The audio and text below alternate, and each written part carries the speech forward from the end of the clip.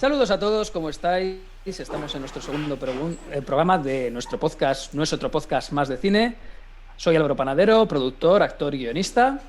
Yo soy Frank Jiménez, productor de cine, y hoy estamos con uno de los grandes productores para mí de Latinoamérica, el argentino, y él es ¿cómo es el apellido? Perdón. Kuchevaski. Kuchevaski. Kuchevaski. Llevamos practicándolo antes de la entrevista, pero mejor que nos lo digan. Un placer tenerte con nosotros, Axel. De verdad, muchas gracias por haber sacado un tiempo para estar con nosotros en esta entrevista. No, por favor, gracias Frank, gracias Álvaro. La verdad que un placer. ¿Ese es el segundo episodio, el segundo capítulo? Sí. El segundo programa. El otro día entrevistamos a Daniel Villanueva, productor del cortometraje Timecode, y fue también una entrevista muy gratificante, la verdad. Así que básicamente no les voy a arruinar la temporada. Es el segundo episodio. Todo lo contrario. Todo lo contrario.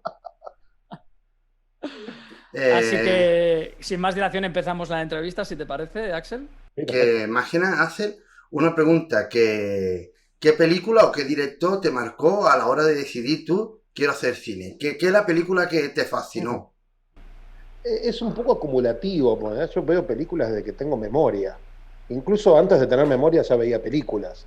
Entonces no, te diría que es una combinación de cosas. Sí recuerdo identificar qué hacía, empezar a entender qué hacía un productor a partir de Roger Corman. Wow. Hostia, grande. Palabras mayores.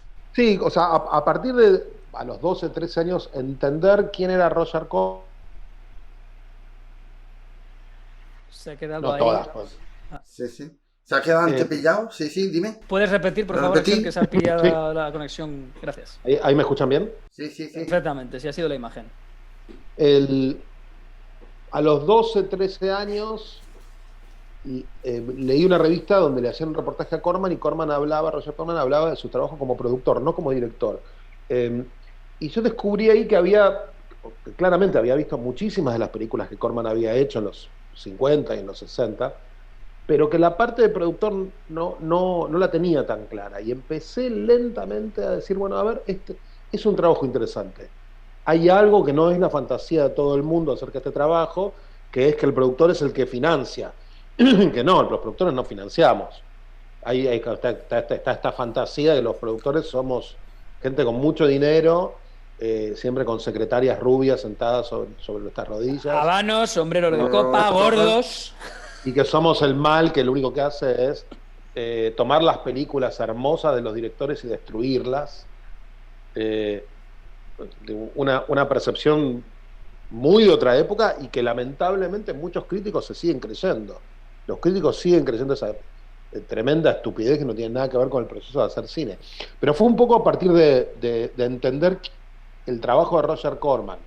Pero no es que hubo una película o un director que dije, bueno, sí, me voy a dedicar a esto. Son años y años de no tener vida sexual lo que me llevó a... Por ahí empezamos todos siempre.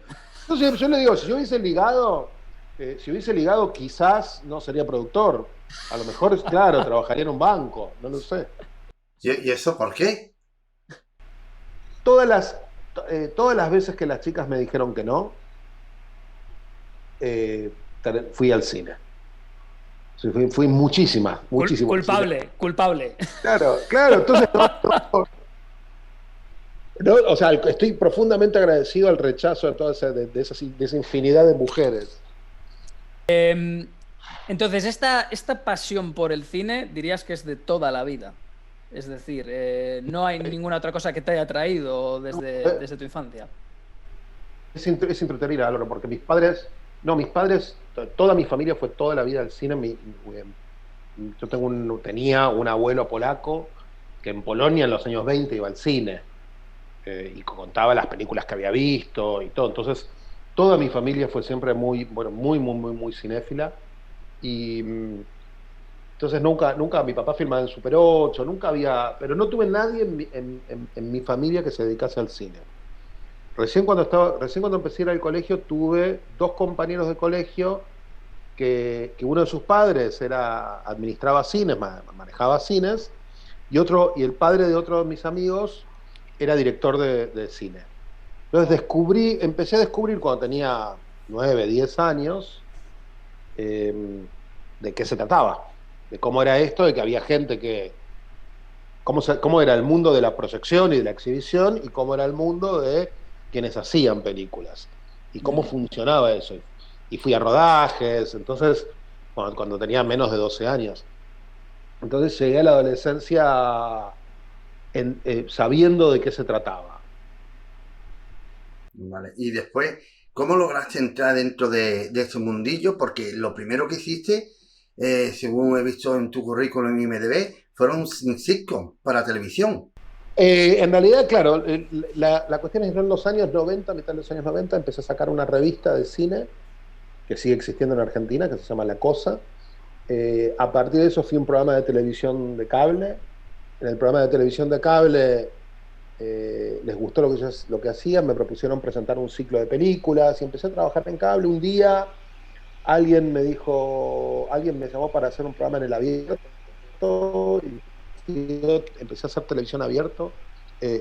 Y después de años de trabajar en una cadena específica, me contrataron de la cadena más grande de televisión de la Argentina para trabajar en lo que llamamos adquisiciones, que es la compra de los derechos. Entonces, digamos que tú te dedicabas ahí a lo que es los mercados.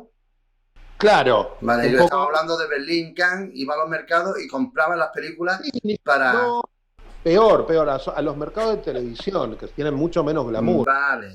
Que Berlín y Cannes. Y estaba también en programación. Entonces, en programación, parte de mi trabajo era sugerir qué películas tenían que poner al aire en cada horario en esta cadena. Y lentamente empecé a hacer eso y a llevar proyectos, y pilotos de algo que me llamaba la atención los llevaba. Así, por ejemplo, llevé Los Simuladores, la primera serie que hizo Damián Cifrón. La conocemos aquí, sí, en España, es de las más conocidas. Claro. Y de hecho, Simuladores fue así. Damián me dio un VHS y yo fui con el VHS al canal y se lo mostré al director de programación y le dije, esto es una genialidad, y salió al aire. Es uno de los primeros éxitos internacionales, creo, además, el de la televisión argentina, ¿puede ser? Y a ese nivel es uno de los primeros, uno de los grandes. No el primero, hubo cosas anteriores, muchas, pero este fue grande. Además de mostrarle al mundo el talento de Damián. Yo tuve la suerte de estar ahí. Soy un afortunado de haber podido estar ahí. No es que pasó porque yo estaba ahí. Hubiese ocurrido de todas maneras porque era buenísimo lo que hizo Damián. Y en ese mismo momento, la gente de Sony, de Sony Pictures, de Sony Televisión en realidad, se acercó y nos dijo que tenían una cantidad de sitcoms que tenían los derechos y que nos podían dar los derechos para que los adaptemos. Y yo le pregunté en la cadena si me dejaban escribir un episodio para probar suerte, para ver cómo quedaba. Y les gustó y me volví de pronto guionista de esa sitcom, que fue una adaptación de Nanny, de La Niñera argentina, fue muy, muy exitosa. Y después tuve la suerte de escribir con el mismo equipo que hicimos de Nanny, otra sitcom más, que era una adaptación de Married with Children, de Matrimonio con Hijos. Correcto. Protagonizada por Guillermo Francella, que ustedes quizás vieron en El secreto de sus ojos. Sí, en El Clan. Y en El Clan. Y lo que ocurrió con nuestra versión de Matrimonio con Hijos, que se llamó en Argentina Casados con Hijos, es que fue como... Básicamente es el programa de televisión con más repeticiones de la historia de la televisión argentina. Wow. O sea, lleva 20 años en un loop. ¿no? De reposición constante en televisión. Constante, o sea, igual que Aquí no hay quien viva o lo que se avecina en España, vale. Es un poco lo mismo. Lo mismo. Aquí no hay quien viva es una buena analogía. Yo no tengo ninguna explicación particular. cada vez que tengo una explicación para eso, a los 2 minutos la aniquilo porque no me sirve. Pero tuve suerte y además te diría que mi único gran talento es saber rodearme de gente más talentosa que yo. Bueno, eso también es un talento. Yo quería preguntar, porque es curioso que no pidiesen ninguna referencia tuya antes de escribir este guión. Esto puede ser que estuviera respaldado un poco por tu faceta periodística, porque tú eres periodista especializado en cine también. Sí. Entendemos que por ahí es por donde te introdujiste en cierto sentido o hasta cierto punto, ¿no? A lo mejor. Hay un punto donde todo tiene que ver con la curiosidad. Hay gente que me dice, yo hago muchas cosas. La que más tiempo le dedico es a la producción, que es el desarrollo, que en mi caso es el desarrollo de los proyectos con los directores y con los guionistas. Pero también hago otras cosas. Llevo 17 años siendo el presentador de la alfombra roja de los Oscars para TNT en Latinoamérica. O sea, He escrito guiones. Yo no veo tanta distancia entre todas esas cosas. La gente Porque las ve está como correlacionado al está final. relacionado todo. diferente, yo no las veo. Las veo como si uno mantuviese una larga conversación, y a veces esa conversación la tenés en una habitación de tu casa y otras veces la tenés en un parque. Pero la conversación sigue siendo una suerte de hilo que no se corta, que estás hablando, yo hablo de un solo tema en mi vida, que son las películas, en realidad, todo el tiempo. No hablo de otra cosa, insoportable. ¿Y cuál diferencia viste después entre producir sitcom y producir una película normal? ¿Qué diferencia ves? No, me parece que más que la diferencia entre trabajar en una sitcom y una película tiene que ver con que tiene que ver más con la diferencia entre la comedia y los otros géneros. La ¿Pero no comedia, tiene que ver una diferencia también de presupuesto? bueno, pero no hay dos películas con el mismo presupuesto, y no hay dos películas que tengan una estructura parecida. Cada película es distinta, y nosotros hacíamos una sitcom que estaba hecho tenía buenos recursos, no era una sitcom barata. Había decisiones que eran narrativas. Esta sitcom pasaba básicamente en una cantidad de ambientes limitados por episodio. Pero yo no lo vivía como un problema presupuestario, lo vivía como la regla del juego de lo que estabas contando. Una película, es verdad, tiene muchísimas más localizaciones, pero a su vez las películas también tienen limitaciones. Mira, yo estoy convencido que Spielberg vuelve a su casa después de rodar y dice, si hubiese tenido más dinero. O sea, creo que todos nos quejamos siempre de las limitaciones, y no existe ninguna obra, ninguna película o un programa de televisión o una serie de televisión abstractamente. Todas existen con un presupuesto, con una cantidad de actores, con una cantidad de días de rodaje. Entonces, con las limitaciones es como bueno, yo un día acepté. Yo acepté que yo no era Brad Pitt. Pero claro, es que yo tengo en mente siempre cuando de productor, a la hora de producir una sitcom, digo yo, rodamos en plató. Es más fácil, más barato, y a la hora de logística es mucho más fácil. Lo tengo todo controlado. También es una decisión narrativa y es una decisión estética. También, exactamente. Por eso, rodar en plató no es necesariamente más barato. Rodar en plató lo que te da es más control del tiempo y del espacio. Pero no es que sea más barato, porque si hay que construir escenografía, hay que crear todo eso que no existe. Entonces, pagar el propio plató también. Pagar el propio plató no es necesariamente más barato, pero sí es más controlado. Y sí te permite, por lo pronto, no estar preocupado por la lluvia, no estar preocupado por cuándo se va la luz. Pero luego tener la misma cantidad de horas de rodaje, porque eso es sindical, que rodar en localizaciones. Bueno, y se puede ir más rápido. Pues si estamos grabando con 3 cámaras a la misma vez, rodo más rápido. Pero hoy que mucho se rueda en digital, cine también, hoy también se rueda 2 cámaras en cine. ¿Sí? Con dos, como si fueran 2 o 3 unidades, ¿o qué? No, con dos cámaras en paralelo. Yo estoy rodando una película ahora. Bueno, hay tíos como, no sé, Ridley Scott, que ruedan escenas a 6-7 cámaras. O sea, David Fincher utiliza mucho multicámara, 2 cámaras normalmente. 2 cámaras, y esto también lo sé, Marvel nunca filma una sola cámara, pero sobre todo porque Marvel tiene muchos efectos visuales, entonces siempre necesitan cobertura, porque al final ese es uno de los grandes problemas del cine, la cobertura. Y bueno, ahora tenemos que hablar inevitablemente de la película por la que creo que ahí te has ganado tu fama, que es El secreto de sus ojos, que bueno, yo la tengo aquí. La primera no la primera, pero sí por la que creo que a lo mejor seguramente has ganado más notoriedad. Pero el día que me muera, espero que en mi lápida pongan: participó del secreto de sus ojos. No me molestaría en lo más mínimo. Y fue la primera película que trabajé. La primera película que trabajé desde el principio al final. ¿La primera? Sí, había colaborado con algunas películas, pero en cosas muy pequeñas. Y esta fue, sí, la verdad que cuando lo pienso es como ridículo, desafía cualquier análisis, ¿no? El hecho de que alguien, su primera película sea El secreto de sus ojos. No que haya hecho el camino que hizo El secreto de sus ojos, porque eso, eso es maravilloso, pero es incalculable, digo, es una cosa que nadie podía haber programado. Una película gana un Oscar no es una cosa que la gente pueda programar. Y si lo programás seguramente te va a salir mal. Acabas de contestarnos a la siguiente pregunta que te íbamos a hacer, Fran, seguramente. También queríamos incluir aquí cómo fue el proceso de adaptación, porque claro, es una novela, creo que una novela bastante conocida allí, tengo entendido. No, Y es más, claro, no, es no mucho está más conocida. interesante. No. La novela había sido, no un fracaso, una novela que había pasado desapercibida. Desapercibida.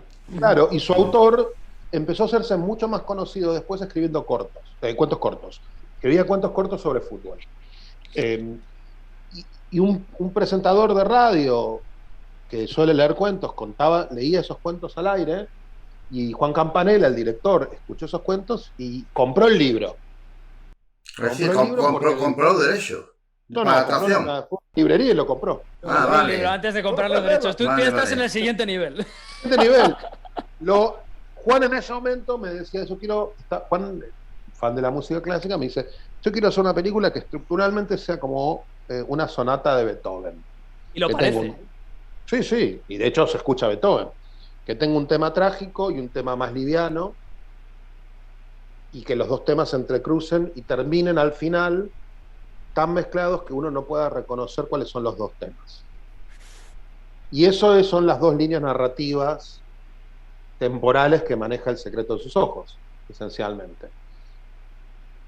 Cuando Juan lee el libro me dice, encontré mi próxima película y voy a escribirlo, por primera vez Juan escribió muchos años con Fernando Castells, que es su hermano y su amigo más cercano, y es uno de mis mejores amigos.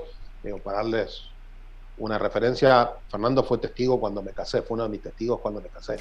Vale. Fui testigo de él cuando él se casó. Y Juan fue testigo también cuando se casó. Somos muy familia. Pero este era con Eduardo Sacheri, con el autor de la novela, que nunca había escrito una película. Y Juan se encerraba y sistemáticamente, estuvo 6 meses hasta que tuvo la segunda versión, y esa es la primera, la que me da a mí. Yo debo haber sido una de las 2 o 3 primeras personas que lo lee. Y cuando lo leo, primero que me impresiona, porque en ese guión, esa segunda versión, está básicamente todo lo que ustedes vieron. También tenía notas de cosas específicas. Pero durante todo ese proceso, la película no se llamaba El secreto de sus ojos, se llamaba La pregunta de sus ojos, que era el autor, que era el título de la novela. Sí, escuché esa anécdota por ahí, es verdad, claro, que ese era el título original. Ese era el título original. Hubo un momento en el cual, cuando ya habíamos iniciado el rodaje, que le dije a Juan, o estábamos por iniciar el rodaje, está mal el título. Me dice, no me digas eso, que lo voy a tener que cambiar. Y ya estamos todos acostumbrados. Le digo, pero Juan, está mal el título, porque La pregunta de sus ojos es algo que funciona muy bien en la novela, pero en la película no se entiende, no hay ninguna referencia particular a esta idea. Yo ya lo tenía, obviamente cuando le fui a ver a Juan y le dije eso, ya lo tenía completamente pensado. Y me dice, bueno, ¿y qué títulos querrías ponerle? ¿Cuáles se te ocurren? Y le digo, bueno, El enigma de sus ojos, El misterio de sus ojos, y le digo a mi preferido, El secreto de sus ojos. Ese me gusta. Y a partir de ese momento, durante la semana siguiente, Juan iba testeando el título con la gente que se cruzaba. Le decía, tengo estos 3 títulos, ¿cuál te gusta más? Iba a una radio y hacían una encuesta donde la gente votaba por teléfono cuál de los títulos les gustaba más. ¿Una encuesta por la radio? Claro, Madre sí. Mía. La radio hizo una encuesta a los oyentes, un programa que salía a las 12 de la noche, el martes. Okay. Sin contar. Estas son las opciones para el siguiente título de la próxima película de Juan José Campanella. ¿Cuál le gusta más? Que fue así. Y todo el mundo decía El secreto de sus ojos, y me dice, va a ser El secreto de sus ojos. Es muy fuerte cuando, un año y medio después, en un escenario, Tarantino y Almodóvar dicen El secreto de sus ojos. O sea, Es muy fuerte. muy fuerte. Es muy fuerte porque no importa lo que vos imagines y no importa cuál sea tu deseo, nunca planificás algo así. Nunca podés decir, nos vemos en 1 año y medio.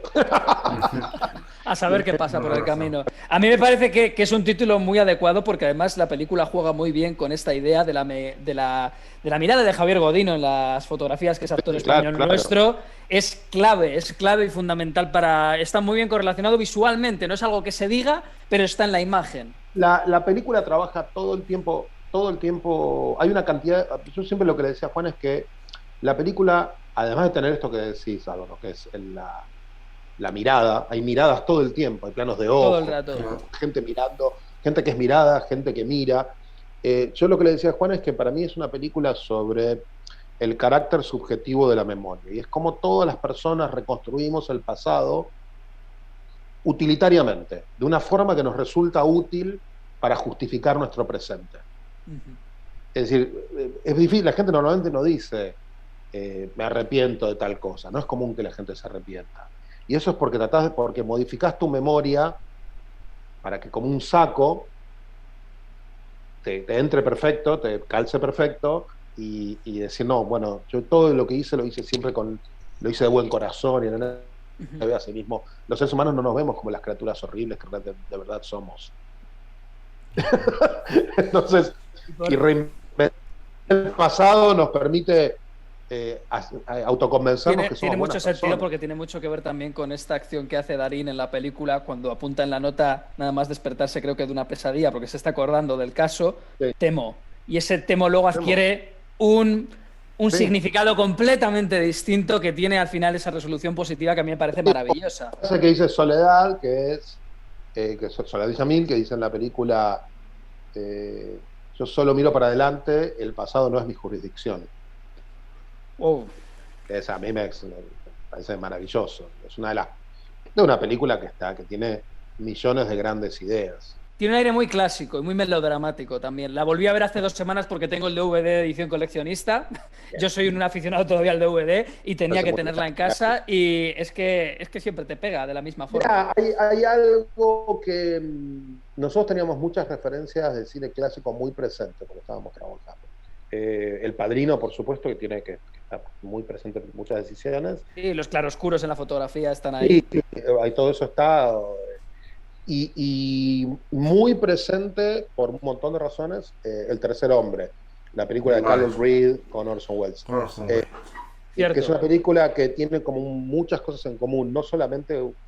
Para nosotros la escena del estadio de fútbol era el equivalente a las alcantarillas de Viena. Vale. Y de hecho, revisamos mucho esa secuencia y la pensamos mucho.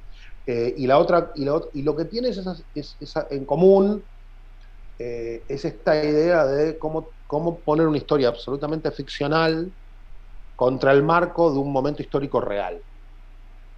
Y cómo poder trabajar esas cosas. ¿Qué peso le das a lo que debería ser trasfondo, pero que hace que la película sea diferente? Y la otra película que para nosotros era una referencia tonal era La vida de los otros, de años antes, que es una película que nos gusta mucho y que también hacía una cosa parecida. Usaba, ¿no? Digo, Alemania Oriental, sí, de la Guerra Fría, correcto. La Guerra Fría de principios de los 70 como trasfondo para contar otra cosa.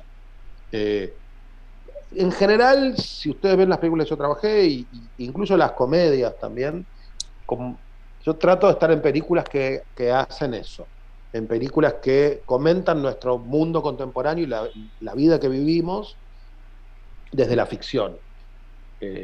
Digo, las que hice en Argentina, pero también películas que participé en España. Trabajé en muy pocas películas que eran abstractas, películas que no tenían mucho vínculo con el contexto o con alguna situación histórica específica. No sé, Anacleto, Agente del Secreto de Javi Ruiz Caldera o Toro de Quique Bahillo. Son dos ejemplos de películas que son un poco más abstractas, que igual las amo, digo, muy orgulloso. Pero son más de género, ¿no? Claro, son ficción. Una ficción. Claro, uno podría decir que El Secreto de los Ojos es una película de género de todas maneras. También, exactamente. Pero, es decir, para mí el género es una herramienta.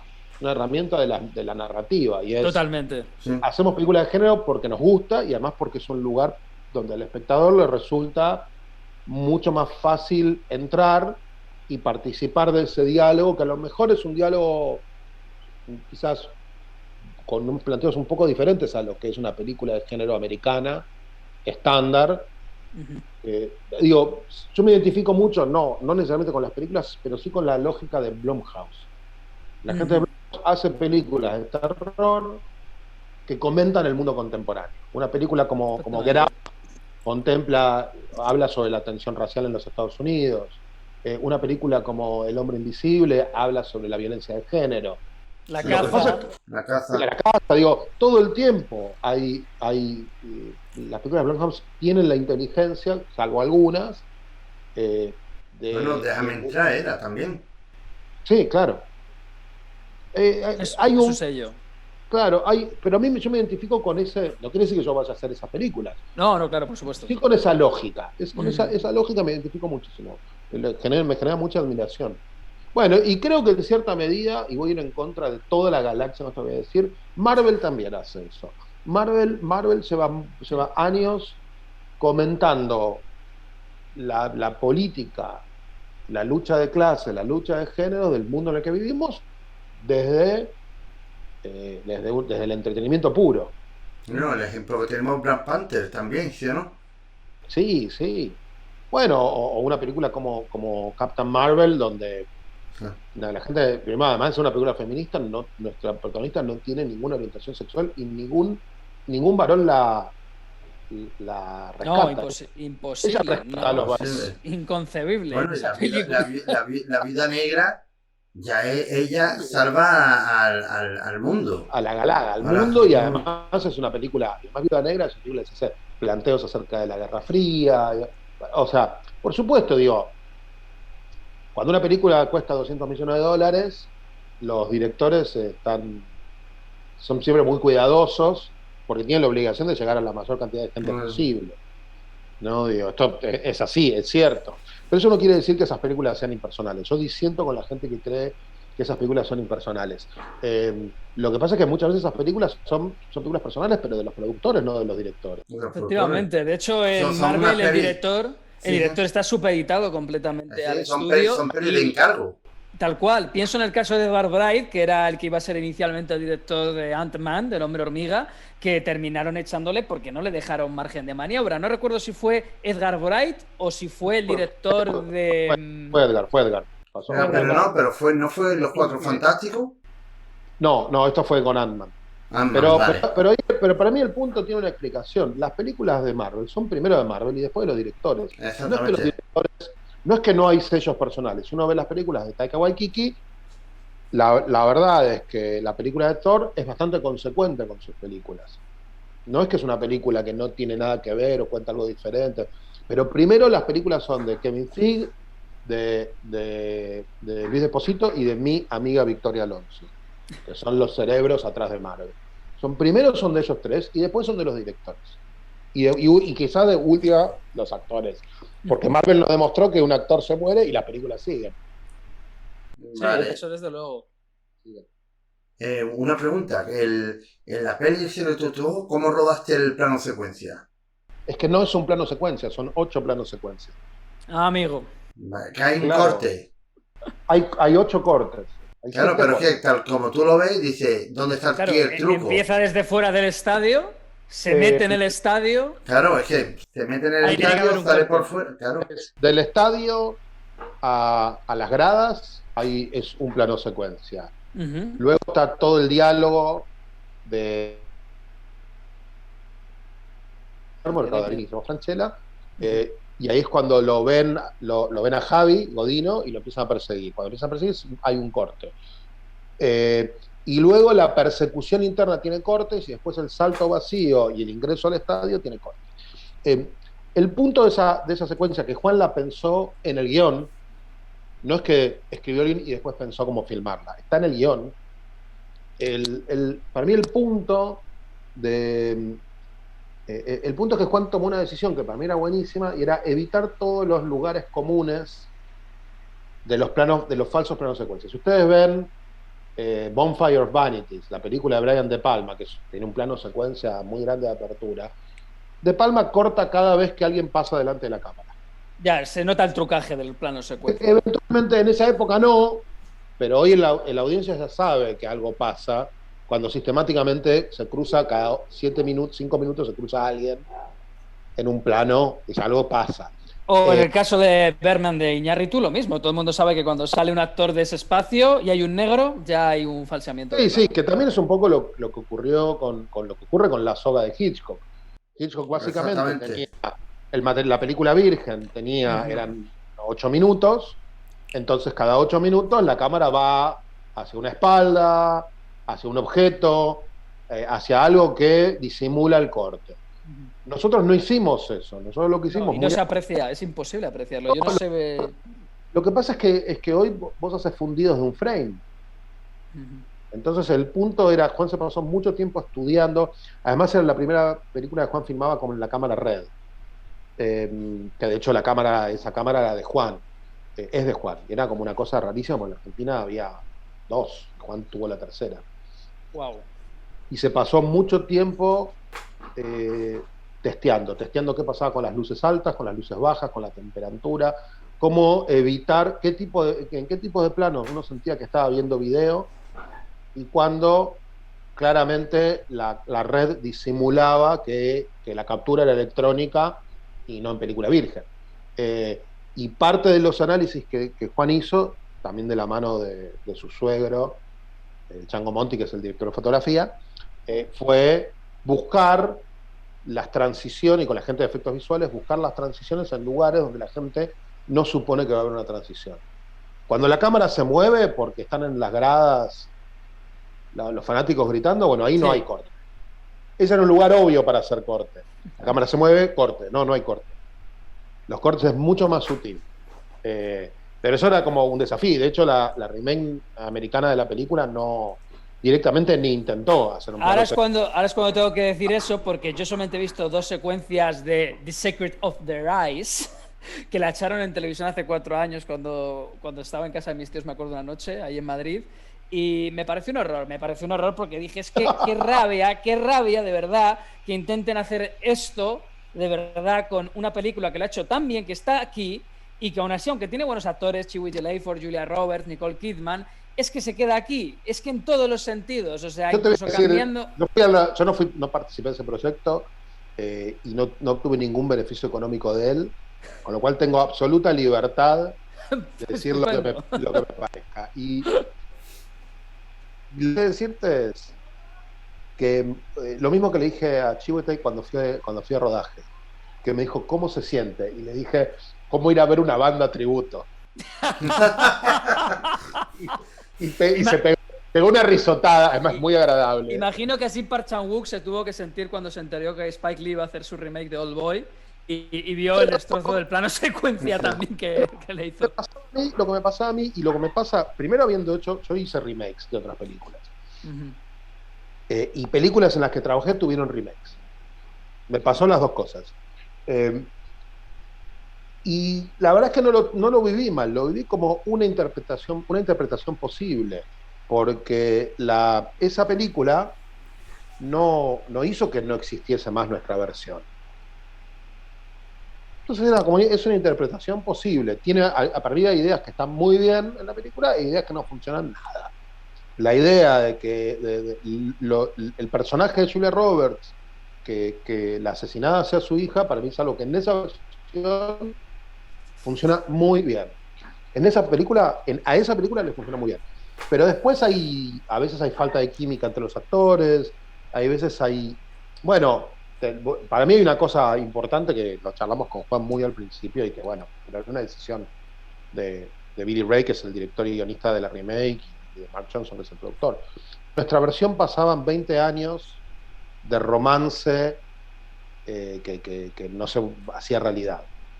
Entonces tenía una carga emocional muy fuerte. En la versión americana pasaban 10 años. Cuando son 10 años que hay química, pero entre los personajes no ocurrió nada, es un polvo que no se echaron. Tiene mucho menos significancia que 20 años. Y además no tenía este peso político que nuestra versión sí tiene, que es que el personaje de Darín se tiene que esconder por razones políticas durante una década. Tiene que huir de Buenos Aires durante una década. No lo digo porque yo diga, bueno, nuestra idea es mejor. Lo que digo es que en la otra versión no está ese elemento. No funciona tan bien, claro, es un elemento que funciona mejor en la original, que además no hay muchas películas argentinas sobre la dictadura, tengo entendido, y esto es a principios de los 90, los primeros atentados islámicos, por así decirlo. Pero claro, nosotros lo pensamos, ¿viste? Al final la pregunta que te haces es ¿qué le genera presión a los personajes? Es decir, ahí está. ¿qué tienen los personajes en juego? Si los personajes lo que tienen en juego no es tan importante o no pesa tanto, la audiencia tiene menos razones para estar preocupada por su destino. Entonces, esto no es un invento mío, es de la dramaturgia. Es guión. El guión. Claro, pero es un poco eso. Y entonces yo siento que esas decisiones de la versión americana son decisiones que yo hubiese tomado diferentes, pero a mí no me ofende nada la existencia de esa película. No, claro, porque imagino que igual que hay películas, como bien estabas comentando, que de las que se han hecho remakes en Argentina, que han ayudado a conocer a esas películas, a lo mejor de forma más internacional, precisamente porque a lo mejor no tuvieron tanta repercusión. Esto que no es el caso opuesto, la película consiguió todos los galardones, pero se hizo un remake que no estaba a la altura de la película. Álvaro, te lo digo de esta manera. Primero que yo no tenía ningún poder de decisión, con lo cual ni siquiera me iba a preocupar. Después, por algún lugar, sí, honestamente me gusta que exista una remake, al revés. Me gusta que alguien vio el material, le pareció que era interesante y quiso hacer su propia interpretación de ese material. Y luego existió una película con Julia Roberts, Nicole Kidman, Chiwetel Ejiofor, Alfred Molina, Michael Kelly. Digo, wow, es un gran elenco. Me encantaría producir yo una película con ese elenco. Y como si fuese poco producida por Mark Johnson, que es un productor, el tío que produce Breaking Bad, Better Call Saul, es un gran productor al que yo admiro profundamente. Todos los que trabajamos en el original lo admiramos, lo queremos. Entonces nunca lo viví, no me resulta frustrante. Claro. ¿Me hubiese gustado ganar yo dinero con eso? Sí, pero ese derecho no era mío, era de Campanella. Por lo menos ganó él. Claro, porque imagino que lo que tuvo que comprar fueron los derechos de, ¿cómo se dice? Es decir, lo que tuvieron que comprar el guión para poder adaptarlo. Luego de comprar el guión, tuvieron que. Sí, tuvieron, o sea, hicieron todo lo que hay que hacer a la hora de hacer una remake. Vas y conseguís los derechos y los derechos. Pero tampoco es que se paga tanto. Esto es una fantasía del mundo contemporáneo, que una remake genera muchísimo dinero para los creadores del original. No, eso no ocurre. No, queríamos preguntarte también por tu labor en Telefe, y así como en Telefónica Estudios. Sí. ¿Cómo has desarrollado aquí tu carrera? ¿Qué funciones has llevado a cabo? No, bueno, lo que yo hice, básicamente El Secreto de los Ojos la produje para Telefe, que es la cadena. Yo era empleado de Telefe, la cadena número 1 de abierto de Argentina, que era propiedad de Telefónica.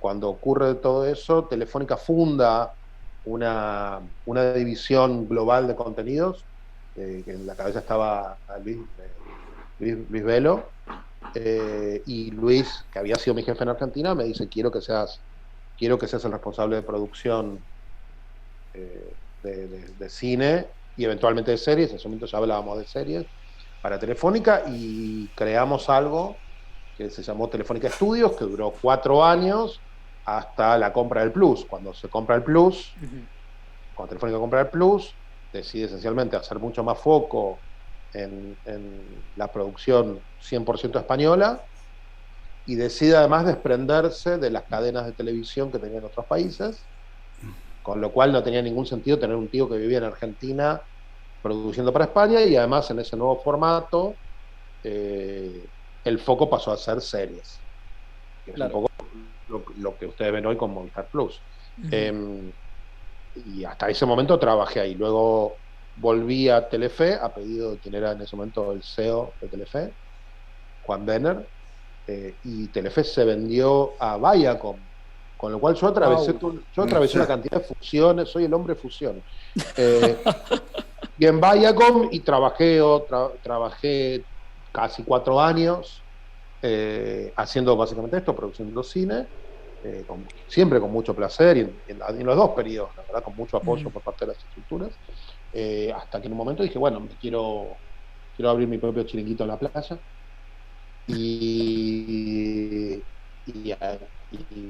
básicamente, no, es una exageración decirlo así, pero con unos amigos aquí a Los Ángeles, que es donde yo vivo, con socios, tengo un socio en Miami, una socia en Buenos Aires y un socio en Londres. Y básicamente esa es mi vida hoy, produciendo series menos, más películas. Vale, ¿y produce a jóvenes directores noveles? Yo no tengo ningún problema, te voy a decir algo, ni la orientación sexual, ni la edad, ni la experiencia es lo que me hace decidir estar en un proyecto. La ideología solo me resulta un tema cuando alguien es nazi. Con un nazi no puedo trabajar, pero después no tengo problema de trabajar con gente de derecha o de izquierda. Si no tiene pensamientos tóxicos, no tengo problema. Pero sí, he hecho. Me gusta más hacer segundas películas que primeras películas, les soy muy honesto. Porque en general las primeras películas es mucho aprendizaje muy duro para los directores. Saltar de un cortometraje o de otros lugares de la vida profesional del cine a dirigir es un desafío. Entonces los directores primerizos son requieren como mucha contención. Yo no sé si tengo tanta, no sé si tengo, que tuve suerte. Hay películas en las que puede estar, que a lo mejor era un director o una directora primeriza, pero ya tenía experiencia y además a lo mejor mi rol no era un rol de campo. Yo estuve, por ejemplo, en la primera película de Leti Dolera, pero Leti venía me parece que Leti venía... Ya había hecho por lo menos 4 o 5 cortos. Tiene una trayectoria de corto y como actriz. Buena ópera prima, requisitos. Requisitos para hacer... Ahí está. Digo, buena ópera prima. A cambio de nada, es una película en la que participé. Son películas que en realidad yo ya vi. La de Daniel Guzmán. Avanzadas, ¿no? Sí, a cambio de nada. Buena ópera prima también. Son las dos grandes óperas primas, compitieron en serio las dos con los Goyas una contra la otra establemente, porque me hubiese gustado que gane cualquiera de las dos, porque es gente realmente, Dani, Leti, bueno, Paco Plaza, que estaba de productor también de Leti, para mí fueron como experiencias pequeñas para mí, porque yo no estuve tan involucrado, pero fue buenísimo poder verlos. Claro que he trabajado con gente que hizo primeras películas. Es más fácil la segunda película. La segunda película los directores ya saben, ya tienen horas de vuelo, ya saben de qué se trata esto. Entonces es como más fácil para todos, porque las expectativas son muy realistas. Por supuesto que hay directores que hacen una primera película, como estas dos que dijiste, que siempre te sorprenden pero en esos dos casos son actores. Leti y Dani ya sabían. Ya tienen una experiencia, ya tienen mucho rodaje. Y en los dos casos eran películas muy personales, muy personales. No eran películas por encargo, eran películas que representaban aspectos de su vida. En el caso de A Cambio de Nada, una película absolutamente autobiográfica. Pero bueno, pero sí, no, como te decía antes, no, yo trabajo de todo. Ahora estoy trabajando, por ejemplo, con un director venezolano, con su primera película, que es una película que estoy muy, muy feliz de estar trabajando. Así que hay una excepción en este caso. No, siempre hay excepciones, porque yo establezco reglas para romperlas. Básicamente. ¿Y sabes cuál es el secreto o la fórmula a la hora de hacer una película y sea un éxito en taquilla? No, si yo la supiera, primero no tenía. Vale, pues podemos pasar a... Claro, no, pero, hombre, sí. Estaría en Marvel, no estaría... Ya, no, pero yo creo que hay un secreto del éxito, digamos. Si tú antes de hacer la película, es decir, lo primero que consigues es una preventa, ¿cómo te digo? Tú consigues, lo primero, tú consigues una preventa a Telecinco o Antena 3, metes... Espera. Eso es el secreto de la financiación, no el secreto de la Claro, pero al momento de la financiación que tú dices, voy con Telecinco, voy con Antena 3, una preventa, ¿vale? Y vas con Warner, es que lo más seguro es que haga taquilla, ¿o no? Pero ellos también han tenido fracasos. Y también han tenido películas que quizás son exitosas de cara a la audiencia, pero sus resultados económicos no son tan buenos. Entonces, muchas veces la gente cree que algo es exitoso y en realidad, para los que le hicimos, no es tan exitoso, y algo que los demás dicen, bueno, esto fue un empate, es un éxito, porque cuando mirás el coste versus los resultados, a lo mejor se multiplicó el ingreso muchísimo. Lo que se lee desde afuera de la planilla de coste de la película, no lo sabe el mundo, o sea, no tiene que ver con la realidad, el mundo exterior no sabe. El mundo exterior tiene una idea, pero no sabe. Entonces yo desafío estas percepciones de éxito y fracaso. A mí, yo he estado en películas, he sido parte de películas exitosas que a mí no me gustaba el resultado final. Y he sido parte de películas que me encantan y que no tuvieron la taquilla de la suerte que deberían haber tenido. Y hoy, en un mundo donde las plataformas juegan otro juego, donde el resultado del estreno en cines tiene otro valor. Y la promoción, sobre todo, el marketing. La marketing y la promoción, yo creo que lo hace todo. Todo es muy relativo. Todo es muy relativo.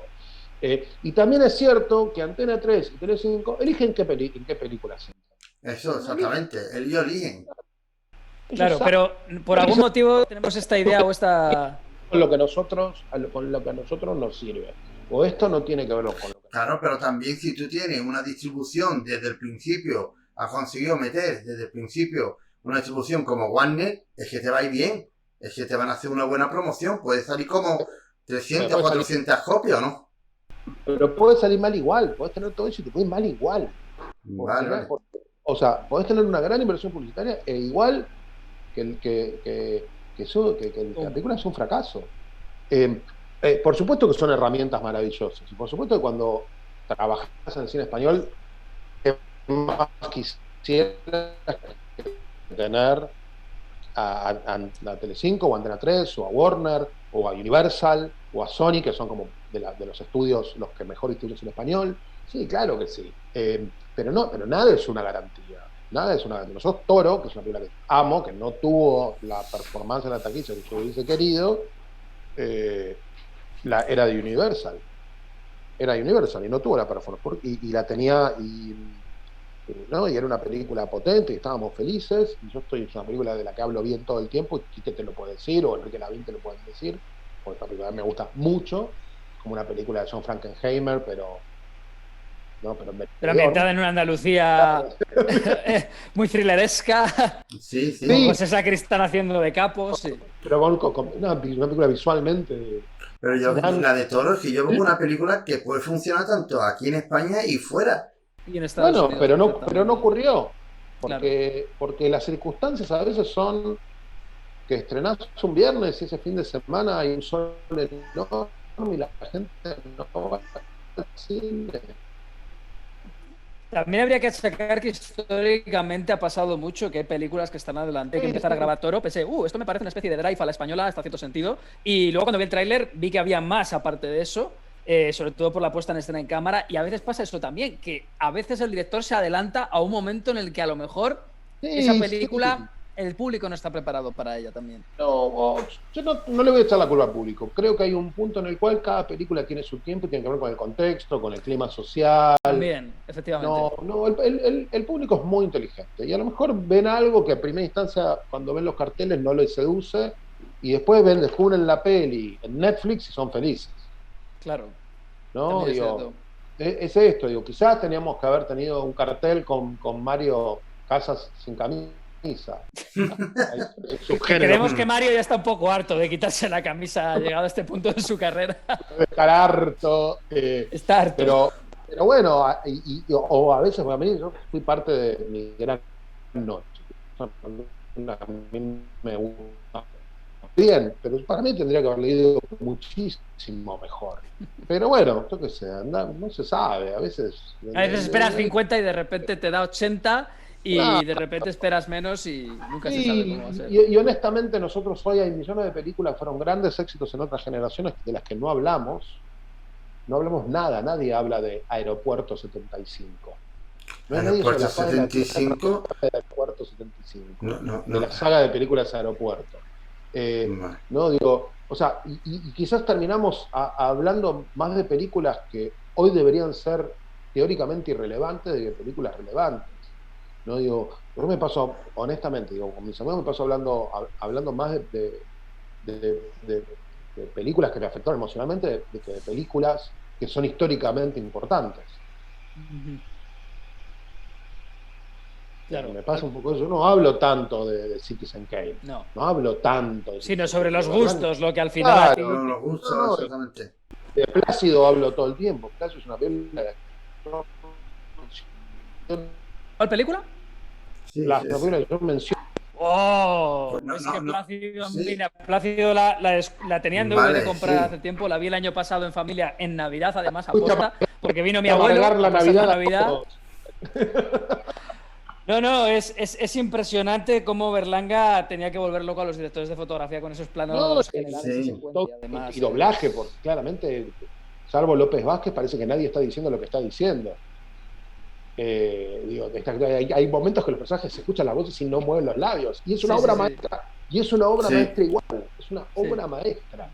Pero a esto voy. Tiene que ver con un poco lo que charlábamos, el sentido del éxito y el fracaso. Ujú. O incluso, te lo hago más extremo, no existen garantías de funcionamiento. No existe decir, bueno, sí, porque tengo a tal actor, entonces la performance de la película va a estar bien. O toco tal tema, por lo tanto la película va a caminar. Yo creo que nos autoengañamos constantemente los productores y nos autoconvencemos de que todos los proyectos van a ser exitosos. Si no, no haríamos nada. Pero Alguien, tampoco hay una fórmula matemática. no hay Claro. ninguna claro, forma. no hay El forma. otro día en Twitter alguien dijo, el secreto para ahorrar es no nacer. Y yo tengo, en el cine hay una cosa que es similar. El secreto para evitar el fracaso es no nacer o no hacer películas. Exactamente. Exactamente. Si no querés frustrarte, entonces dedicate a otra cosa. Porque el cine, que es probablemente el arte más elevado surgido de la historia de la humanidad, o esta disposición, te va a deparar frustración 24/7. Siempre te vas a frustrar. Nunca la película que es exactamente la que soñaste. Se parece mucho, pero no necesariamente es esa película. Entonces uno tiene que ser adulto con estas cosas. Decir, tengo que aceptar la película que es. Y en la película que es tuve 5 semanas de rodaje. La película que hubiese soñado tenía 14, pero 14 es un número irreal. Claro. Y 5 es un número posible. Y en la película que soñé, el protagonista era Tom Hanks, y en la película que pude hacer, el protagonista es mi primo.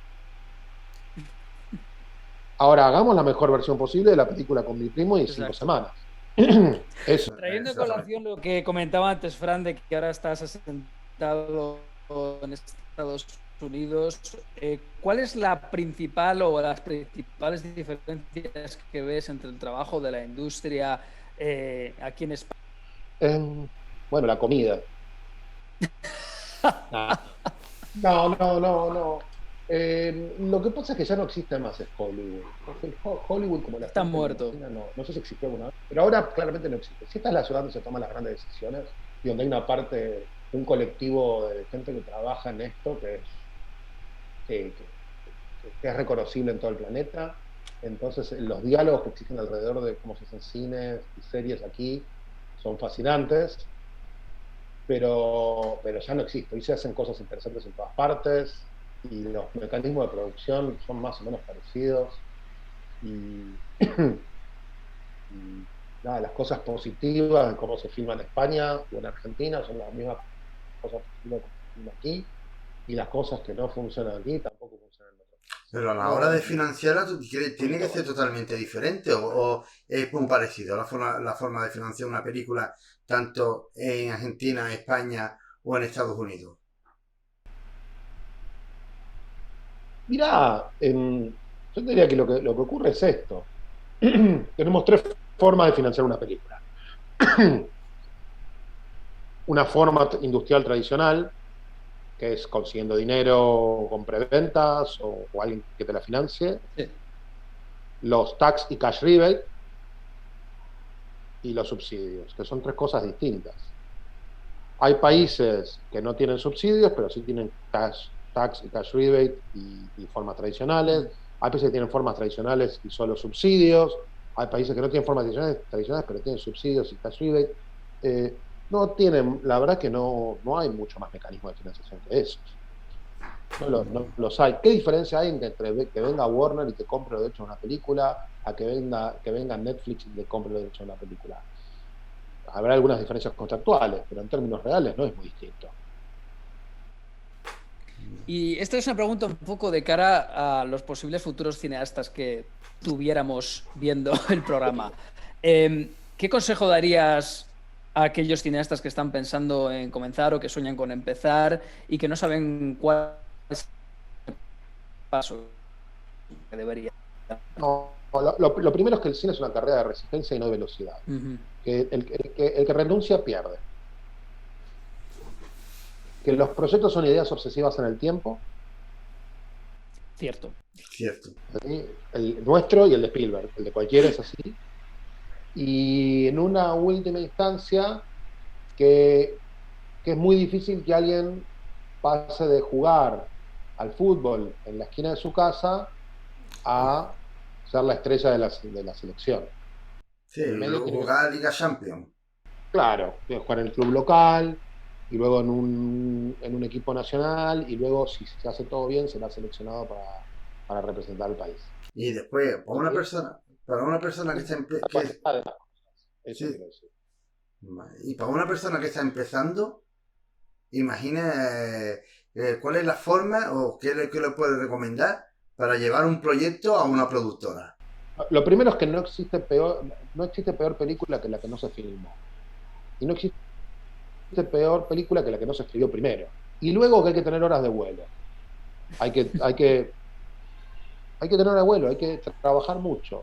Y tener claro que rodar es el 33,3% del proceso de hacer una película. Que hay un 33% que es preparar, desarrollar y conseguir la financiación, y otro 33,3% que tiene que ver con todo lo que ocurre después del último día de rodaje. La película es todo eso, no es solo el rodaje. El rodaje está sobrevalorado. Estoy totalmente de acuerdo. Todo el mundo está desesperado por filmar. Filmar es una parte importante, y define qué película es, tanto como las otras dos partes, como la postproducción y el desarrollo y la financiación. Que claro, yo pienso que el rodaje, digamos, que el trabajo de dirección es antes del rodaje. El director ya directamente entra y tiene que saber ya exactamente lo que quiere hacer. Y la planificación, la predisposición. No, y entender de qué va la película. Ya no se sabe la cantidad de gente que hace películas que hasta no tiene tan claro de qué va. Sí, que no hablamos de gente que está trabajando de forma profesional, vamos. Una cosa es de qué trata la película, otra es... Una cosa es de cuál es el argumento de la película y otra es de qué va la película. Son dos conceptos diferentes. El argumento, eso te lo puedo contar yo un día, cualquiera, por teléfono. No, es la historia de un tío que va y tal cosa. ¿De qué va la película? ¿Cuál es el sentido último de la historia que estamos contando? Es más profundo y es importante, porque de eso se trata la película y eso es lo que el espectador va a discutir. El espectador, pues sí, puede discutir una comedia, va a discutir un gag, o va a charlar una escena que lo emocionó en un drama, pero la percepción general es lo más importante. Nosotros no trabajamos para nuestros pares, trabajamos para la audiencia. Exacto. Y esto es lo que todos los que trabajamos esto tenemos que entender. Nuestro empleador, el que nos paga el sueldo, el que nos permite mandar a los niños al cole, es el público. Entonces nosotros no tenemos que, y no lo podemos subestimar.